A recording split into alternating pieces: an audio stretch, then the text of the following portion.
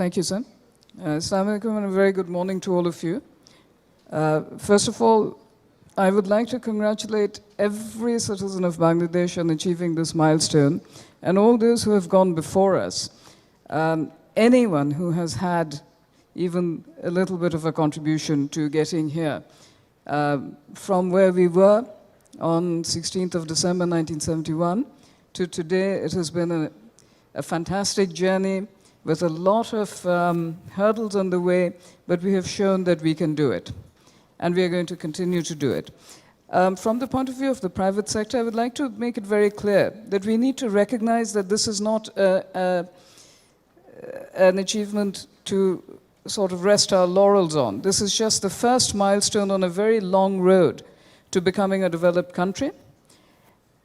And through our efforts, we need to shorten the time span in which we reach that goal.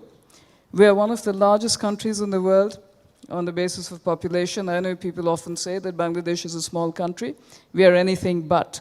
I think we have the 8th largest population. And we owe it to all of us to get to the next level and keep moving up the ladder of development. Almost everyone who speaks, who has spoken, raises the issue that we will be losing a lot of preferential treatment. I, for one, would be happy to be better off and not have preferential treatment than to remain an LDC and get preferential treatment. And I think we need to recalibrate our mindset. Whatever advantages we lose, the branding effect of Bangladesh being only the 6th country, and in so many ways being the largest country to graduate from an LDC to a developing country, will give us access, will give us opportunities to many different modalities of finance, to many different ways of generating the capital and attracting the technology, the investment, the support that we need to move along this path. But for this, we need to prepare for fundamental structural transformation in our economy and in the way we do our business. We have time. We have 6 years from today. And then we will have a further 3 years, if I'm not mistaken, during which time we will still have certain access.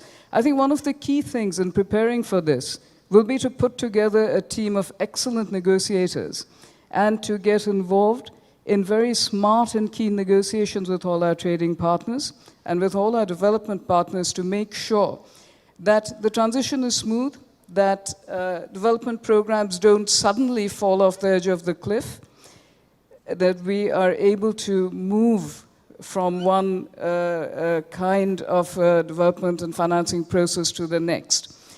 One of the very important things in the context of Bangladesh, I think we cannot afford to keep going along the route of incremental change anymore. I've had the privilege of saying this before in front of many of you. It is time for us to think about disruptive change. In many ways, forget about our usual mode of doing business. As far as the government and private sector is concerned, I think we are working together well now in this country.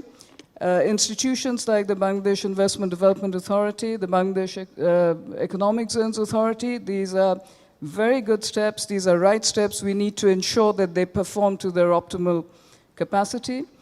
We need to ensure that our capital market, our foreign exchange regulations, and our contract enforcement regulations, basically the regulatory framework surrounding our capacity for trade, for business, for bringing in technical know-how, for making the best use of all that, needs to be upgraded. And it needs to be done fast.